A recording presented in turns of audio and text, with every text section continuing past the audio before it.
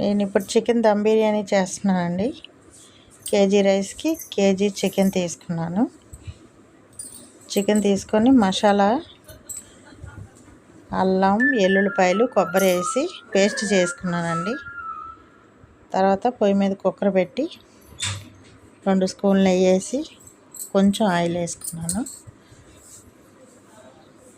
వేసుకొని చెక్క, లవంగాయ, యాలక్కాయ, సాజీరా, బిర్యానీ ఆకు వేస్తున్నానండి. నేను ఇంకా పై మసాలాలు ఏమీ వేయనండి, ఇవి ఇంతవరకే వేస్తాను. ఇప్పుడు ఉల్లిపాయలు వేస్తున్నాను. ఉల్లిపాయలు చక్కగా గోల్డ్ కలర్ వచ్చేదాకా వేయించుకుంటానండి.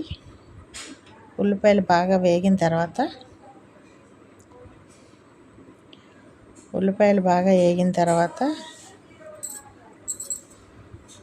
చికెన్ వేసుకుంటానండి. టమాటాలు, కొత్తిమీర, పుదీనా, అల్లం వెల్లుల్లి కొబ్బరి పేస్టు వేస్తున్నానండి. వేసాక బాగా వేగేదాకా జాగ్రత్తగా కలుపుకుంటాను. కలుపుతూ ఉండాలండి. మనం అల్లం వెల్లుల్లి పేస్ట్ వేసాం కదా, మాడిపోతూ ఉంటుంది. ఇప్పుడు బాగా శుభ్రంగా కడిగి పెట్టుకున్న చికెన్ కూడా వేసేస్తున్నానండి. దీన్ని మనమేమి ఊరికే మ్యాగ్నేట్ చేసి ఉంచాల్సిన అవసరం ఏమి ఉండదండి. కుక్కర్ బిర్యానీ కదా, చాలా బాగా దమ్ అయిపోయిద్ది కాబట్టి చాలా బాగుంటుందండి.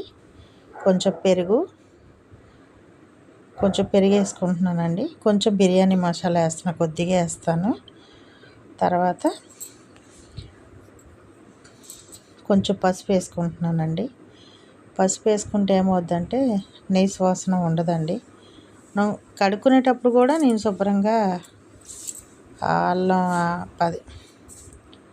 సరిపోయిన టేస్ట్కి సరిపోయిన ఉప్పు వేసాను. ఒక నిమ్మకాయ చెక్క కూడా పిండుతానండి. పిండాక శుభ్రంగా కలుపుకుంటాను. శుభ్రం కలిపి కొంచెం మగ్గనిస్తానండి. అలాగా అంతా కలిసాక మగ్గుద్ది. చాలామంది ఏం చేస్తారంటే చికెన్ దమ్ బిర్యానీలో కారం వేస్తారని, నేను అలా వేయను. ఇప్పుడు శుభ్రంగా కడిగి పెట్టుకున్న రైస్ వేసుకున్నానండి. మా రైస్ కొంచెం బౌన్ రైస్ లాగా ఉంటుంది, అంటే కొంచెం మేము అలాగే తింటాము. రైస్ శుభ్రంగా వేసేసాక శుభ్రంగా కలిపి పెడతానండి.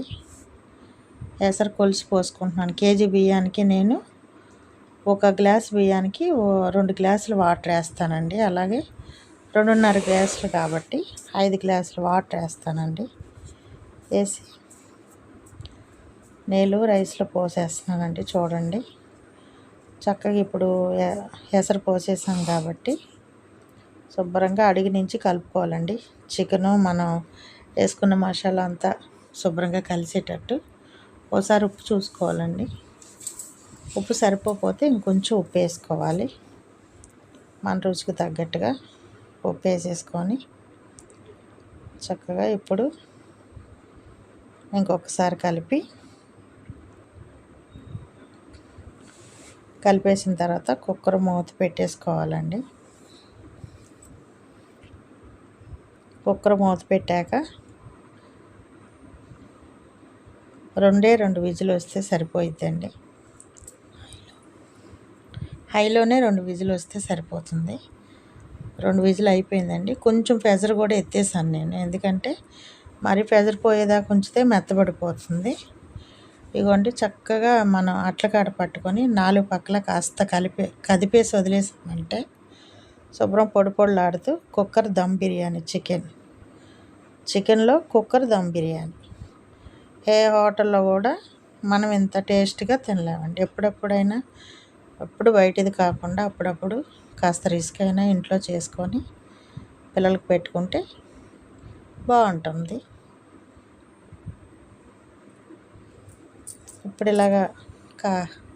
ఇప్పుడు సర్వ్ చేసుకొని చక్కగా దీంట్లోకి చికెన్ కర్రీ, పెరుగు చట్నీ వేసుకొని తింటే చాలా బాగుంటుందండి. ఉడకబెట్టిన గుడ్డు, ఉల్లిపాయ, నిమ్మకాయ ఇవన్నీ ఇలా రెడీ చేస్తే మా పిల్లలకి చాలా ఇష్టం అండి. అందుకని వాళ్ళకి ప్లేట్లో వేయకూడదు కూర, గిన్నెల్లో వేసి పెట్టాలి. వాళ్ళకి నచ్చినంత వేసుకుంటారు. ప్లేట్లో వేస్తే వాళ్ళకి అస్సలు ఇష్టం ఉండదు. అందుకని గిన్నెలోనే సర్వ్ చేసి ఇస్తానండి. ఇలా చేసి పిల్లలకు పెట్టండి, చాలా హ్యాపీగా తింటారు.